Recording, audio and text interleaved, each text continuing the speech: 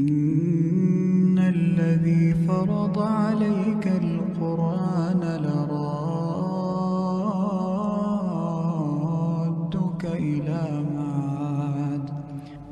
قل رب أعلم من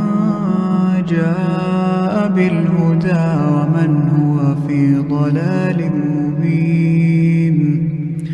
وما كنت ترجو أن يلقى إليك الكتاب إلا رحمة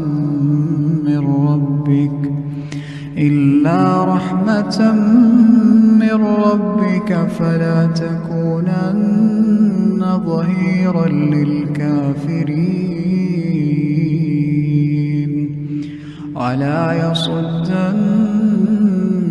عن آيات الله بعد إذ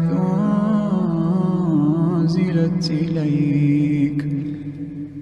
وادع إلى ربك ولا تكونن